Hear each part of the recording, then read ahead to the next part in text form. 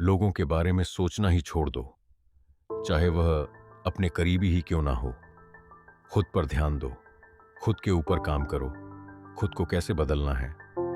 इस विषय पर हम आज एक आपको कहानी सुनाएंगे, तो चलिए शुरुआत करते हैं। बहुत समय पहले की बात है। एक बहुत ही बुद्धिमान सन्यासी एक जंगल के पास अपनी कुटिया बनाकर रहा करता था। जो भी उनके पास अपनी समस्या लेकर आता, वह बहुत ही बुद्धिमानी से उसकी समस्या का समाधान निकाल देते। एक दिन वह वहीं पास के ही एक गांव में भिक्षान के लिए गए। जब वह भिक्षा मांगकर वापस लौट रहे थे, तो रास्ते में उन्हें एक युवा व्यक्ति ने रोक लिया और कहा, मैंने सुना है कि आप किसी भी समस्या को बड़ी बुद्धिमानी से सुलझा देते हैं।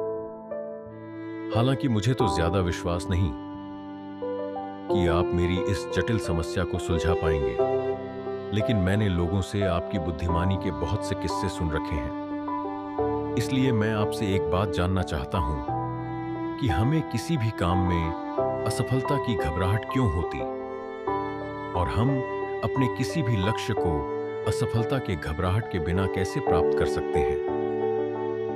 युवा व्यक्ति का यह प्रश्न सुन बौद्ध सन्यासी मुस्कुराए और बोले, मैं तुम्हारे इस प्रश्न का उत्तर जरूर दूंगा, और उसके बाद से तुम्हारी सारी घबराहट भी खत्म हो जाएगी। लेकिन उससे पहले तुम्हें मेरे साथ मेरी कुटिया तक चलना होगा। वह युवा लड़का उस सन्यासी की बुद्धिमत्ता को परखना चाहता था, इसीलिए वह कुटिया तक जाने के लिए तैयार हो गया। इसके बाद वह बौद्ध सन्यासी उस लड़के को अपने जंगल के पास बनी कुटिया में लेकर आए, लेकिन तब तक शाम हो चुकी थी, इसीलिए वह भोजन करके सो गए। अगले दिन जब वह उठे तो बुद्धिमान सन्यासी ने उस लड़के से कहा, चलो आज मैं तुम्हें जंगल की सैर करा के लाता हूं। और वह दोनों जंगल की तरफ निकल पड़े। कुछ देर बाद बुद्धिमान सन्यासी ने उस लड़के को एक गुफा दिखाई और कहा, चलो मैं तुम्हें उस गुफा की सैर कराता हूं। लड़के ने कहा, हाँ चलो, मुझे भी जंगल की गुफा देखने की काफी दिनों से इच्छा थी। इसके बाद वे दोनों गुफा के अंदर चले गए। गुफा के अंदर काफी अंधेरा था, लेकिन थोड़ी देर बाद बौद्ध सन्यासी चुपके से गुफा से बाहर निकल आए और उस गुफा के द्वार को बाहर से बंद कर दिया। उस लड़के ने गुफा के भीतर से बहुत आवाज दी कि मुनिवर कहाँ हैं? आप कहाँ चले गए? मुझे जवाब क्यों नहीं दे रहे? लेकिन बहुत देर तक कोई जवाब न मिलने के बाद वह घबरा गया और घबराकर गुफा के द्वार की तरफ भागा। जैसे ही वह गुफा की प्रवेश द्वार पर पहुंचा, वह हैरान रह गया। यह क्या? यहां तो किसी ने गुफा के द्वार को बाहर से बंद कर दिया है। अब मैं बाहर कैसे निकलूंगा? अब वह अकेले अकेले उस अंधेरी गुफा में काफी भयभीत और परेशान हो गया। वह सोचने लगा कि कहीं उस सन्यासी ने उसे मारने की योजना तो नहीं बनाई थी। अब वह गुफा में इधर उधर घूमकर बाहर निकलने का रास्ता ढूंढने लगा। वह गुफा में काफी देर तक इधर उधर भटकता रहा, लेकिन उसे बाहर निकलने का कोई रास्ता नहीं मिला। अब उसे जोरों की प्यास और भूख भी लग रही थी, इसीलिए वह शांत होकर एक जगह बैठ गया। तभी उसे एक सुरंग से सूर्य की रोशनी आती हुई दिखाई दी, और उस रोशनी आने वाली सुरंग तक पहुंचना बहुत ही कठिन था, क्योंकि चारों तरफ बस अंधेरा ही अंधेरा था, और वह सुरंग भी काफी ऊंचाई पर थी। पर फिर भी वह तुरंत उठा और अपनी सारी भूख प्यास को भूलकर अपना सारा ध्यान उस गुफा से बाहर निकलने पर लगा दिया। काफी मेहनत और प्रयास करने के बाद वह उस सूर्य की रोशनी आने वाली सुरंग तक पहुंच गया और कुछ दूर तक उस सुरंग में ही ऊपर चढ़ता गया। तभी अचानक उसे वह सन्यासी हाथ आगे बढ़ाता हुआ दिखाई दिया। वह लड़का झट से उस सन्यासी का हाथ पकड़कर बाहर आ गया, और बाहर निकलते ही उस सन्यासी को गुस्से से चिल्लाकर कहा, मुनिवर, आप पागल हो गए हैं। आप मुझे अंधेरी गुफा में अकेले छोड़कर आ गए। आपको पता है मैं कितना भयभीत हो गया था और मुझे कितने जोरों की प्यास लगी है। उस सन्यासी ने मुस्कुराते हुए उसे पानी दिया और कहा, अब मेरी बातों को ध्यान से सुनना। तुम इस गुफा के बाहर सिर्फ 2 कारणों की वजह से निकल पाए, जिसने तुम्हें इस गुफा से बाहर निकलने के लिए मजबूर किया। पहला कारण, क्योंकि तुम्हें जोरों की प्यास और भूख लगी थी, और दूसरा कारण, तुम्हें वहां घुटन महसूस हो रही थी, क्योंकि तुम्हें मित्रों और परिवार वालों के साथ रहने की आदत पड़ चुकी है। अब मैं तुम्हें 2 मुख्य कारण बताता हूं जिसकी वजह से तुम इस गुफा से बाहर निकल पाए। पहला कारण, क्योंकि तुम्हारे साथ वहां यह कहने के लिए लोग नहीं थे कि इतने अंधेरे में इतनी ऊंचाई पर तुम उस सुरंग तक कैसे पहुंच पाओगे, यह तो असंभव है। और दूसरा कारण, वहां यह कहने के लिए भी लोग नहीं थे कि चलो कोई दूसरा रास्ता देखते हैं, इससे भी आसान रास्ता मिल जाएगा और हम बहुत आसानी से इसको फिर से बाहर निकल जाएंगे। सफलता प्राप्त करने का नियम भी कुछ ऐसा ही है।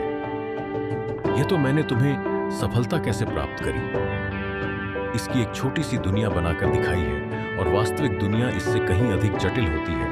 वहां हमें सलाह देने के लिए बहुत से फलत लोग मिल जाते हैं जो खुद तो कुछ कर नहीं पाए, लेकिन हमें ज्ञान देंगे कि यह मत करो, यह बहुत कठिन है, यह तुमसे ना हो पाएगा।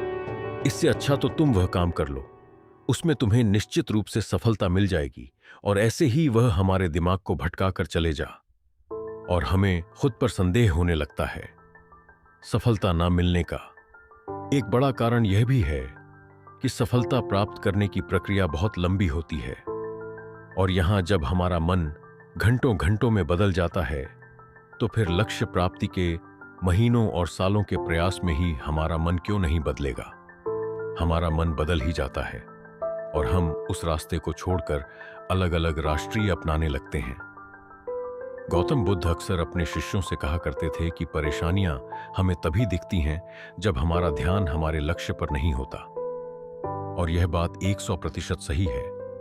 जैसे जब एक तीरंदाज तीर मारने वाला होता है तो वह अपनी एक आंख को बंद कर लेता है और दूसरी आंख से सिर्फ लक्ष्य को देखता है, तब जाकर वह अपने लक्ष्य को भेद पाता है। ठीक इसी प्रकार हमें सफलता का डर तभी लगता है जब हमारा ध्यान अपने लक्ष्य पर ना होकर रास्ते पर आने वाली कठिनाइयों पर होता है। तो तुम इस गुफा से बाहर इसीलिए निकल पाए क्योंकि तुम्हें गुफा के अंदर सुरंग से आने वाली रोशनी के अलावा और कुछ दिखाई नहीं पड़ रहा था। अगर उस गुफा के अंदर प्रकाश होता तो तुम वहां के बड़े बड़े गड्ढों और कीड़े मकोड़ों को देखकर डर जाते और वहीं भटकते रह जाते। इसीलिए अपना सारा ध्यान केवल अपने लक्ष्य पर टिकाए रखो, और आसपास क्या हो रहा है, लोग क्या बोल रहे हैं, उस पर ध्यान देना बंद कर दो। तुम्हारे मित्र और रिश्तेदार क्या कर रहे हैं, उन्हें सफलता मिली कि नहीं, यह सब देखना बंद कर दो और केवल खुद के काम पर ध्यान दो।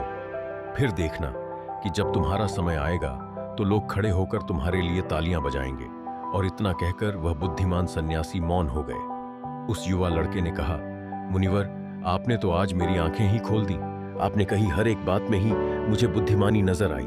आप सच में बहुत बुद्धिमान हैं, इसीलिए सभी आपको बुद्धिमानी का लोहा मानते हैं। मैं आपको वचन देता हूं कि आज से मैं मेरे मन को कभी भी असफलता के डर से नहीं सताऊंगी। मैं अपना पूरा ध्यान सिर्फ अपने काम पर लगाऊंगा और जल्दी ही एक सफल व्यक्ति बनकर दिखाऊंगा। इतना कहकर उस लड़के ने बुद्धिमान सन्यासी का धन्यवाद किया और वापस अपने गांव चला गया। तो दोस्तों, चलिए इसके बाद की इससे भी अच्छी कहानी की शुरुआत करते हैं। पुराने समय की बात है। नगर में रहने वाला सबल नाम का एक लड़का अपनी जिंदगी से बहुत निराश था। उसकी निराशा का कारण यह था कि वह अब तक कुछ भी नहीं कर रहा था। उसके माँ बाप उसे ताने मारते कि तेरे सारे मित्र कुछ ना कुछ कर रहे हैं, लेकिन तू अभी भी घर में ही बैठा हुआ है। मित्रों के बीच भी अक्सर उसका मजाक ही बनता। वह कहीं जाता तो लोग उससे पूछते कि क्या कर रहे हो। उसे यह बताने में बड़ी शर्म आती कि अभी वह कुछ भी नहीं कर रहा। धीरे धीरे उसने रिश्तेदारों के यहाँ जाना और लोगों से मिलना जुलना कम कर दिया। वह ज्यादातर समय अपने घर में ही बैठा रहता। वह अकेले में रोता, भगवान को कोसता और अपनी किस्मत को दोष देता। अब उसे अपनी जिंदगी बोझ सी लगने लगी थी।